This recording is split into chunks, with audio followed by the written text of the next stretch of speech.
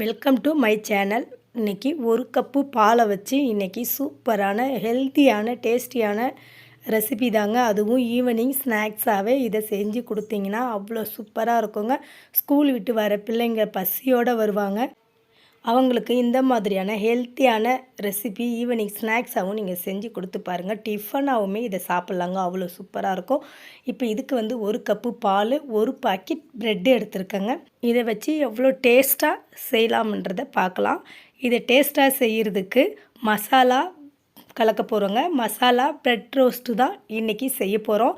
அதுக்கு ஒரு ஸ்பூன் அளவுக்கு மிளகாய் பொடி, ஒரு ஸ்பூன் அளவுக்கு கரம் மசாலா எடுத்துக்கோங்க.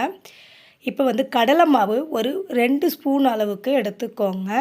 கார்ன்ஃப்ளவர் மாவு 1 ஸ்பூன் போதும்.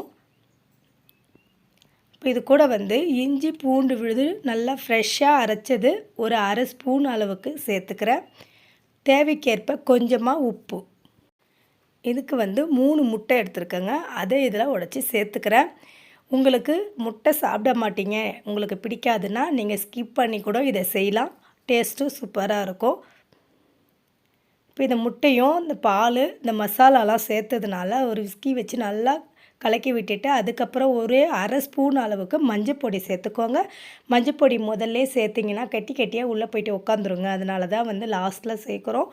இப்போ மஞ்சப்பொடி சேர்த்த உடனே நல்லா கலர்ஃபுல்லாக வந்துடுச்சுங்க. இப்போ எப்படி ரோஸ்ட் பண்ணலான்னு பார்க்கலாம். இப்போ நான்ஸ்டிக் தவா வச்சுருக்கேன். நான்ஸ்டிக் தவா நல்லா காஞ்சிட்ருக்குங்க. ஒரு ப்ரெஷ்ஷில் ஒரே ஒரு ஸ்பூன் எண்ணெயை சேர்த்துட்டு அந்த ப்ரெஷ்ஷை வச்சு எல்லா இடமும் எண்ணெய் பரவுற அளவுக்கு தேய்ச்சி விட்டுக்கலாம். இப்போ ஒரே ஒரு ப்ரெட்டை எடுத்து அந்த கரைச்சி வச்ச மாவில் துவைச்சிடுங்க.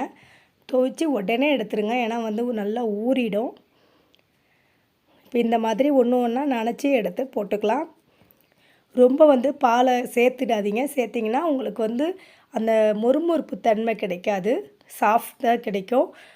அதனால் கொஞ்சம் பார்த்து அதுக்கேற்ற மாதிரி சேர்த்துக்கோங்க. நீங்கள் கடலை மாவும் கார்ன்ஃப்ளவர் மாவும் எவ்வளோ சேர்க்குறீங்களோ அவ்வளவும் சூப்பராக இருக்குங்க.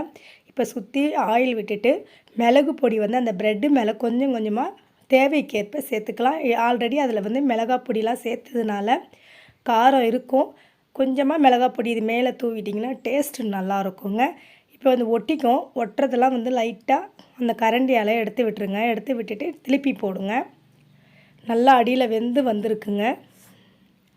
அடுப்பு லோவில் வச்சுருங்க. இப்போ இதே மாதிரி மறுபடியும் லைட்டாக திருப்பி போட்டு எடுங்க. இப்போ இது மேலேயுமே கொஞ்சமாக மிளகு பொடி தூவிடுங்க. இன்னும் டேஸ்ட்டு சூப்பராக இருக்குங்க. இந்த மிளகு பொடி, இந்த முட்டை, இந்த மசாலாலாம் சேர்த்து செஞ்சுருக்கிறதுனால இதுக்கு தொட்டுக்கே தேவையில்லைங்க. நீங்கள் டொமேட்டோ சாஸ் இருந்தால் கூட போதுங்க, தொட்டு சாப்பிட்லாம். அவ்வளோ சூப்பராக இருக்குங்க. நார்மலாக ப்ரெட்டு ரோஸ்ட்டு ஒரு நெய்யை ஊற்றி வறுத்து கொடுக்குறத விட ஒரு பால் முட்டையை மட்டுமே சிலர் செய்வாங்க.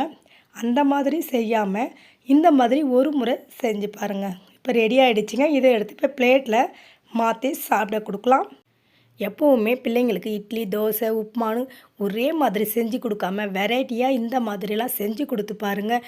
அடம்பிடிக்கிற குழந்தைங்க கூட அடம்பிடிக்காமல் சாப்பிடுவாங்க. ஸ்கூலுக்குமே இதை நீங்கள் ஈவினிங் ஸ்நாக்ஸாக கூட கொடுத்து விடலாம். உங்கள் வீட்டுக்கு கெஸ்ட்டு வராங்கன்னா அவங்களுக்குமே இந்த மாதிரி செஞ்சு கொடுத்து பாருங்கள், ரொம்ப சந்தோஷப்படுவாங்க. வீட்டில் இருக்கிறவங்க பெரியவங்க எல்லாருக்குமே நீங்கள் டிஃபனாக கூட இதை சாப்பிட்டு என்ஜாய் பண்ணலாங்க. இந்த மாதிரி நீங்களுமே ஒரு முறை ட்ரை பண்ணி பாருங்கள். ட்ரை பண்ணி பார்த்துட்டு உங்களுடைய கமெண்ட் பண்ணுங்கள் ஃப்ரெண்ட்ஸ். இந்த வீடியோ பிடிச்சிருந்தா ஷேர் பண்ணுங்கள், லைக் பண்ணுங்கள், மறக்காமல் சப்ஸ்கிரைப் பண்ணி பெல் ஐக்கான் கிளிக் பண்ணி ஆள் கொடுத்துருங்க ஃப்ரெண்ட்ஸ். அடுத்த வீடியோவில் சந்திக்கலாம். பாய்.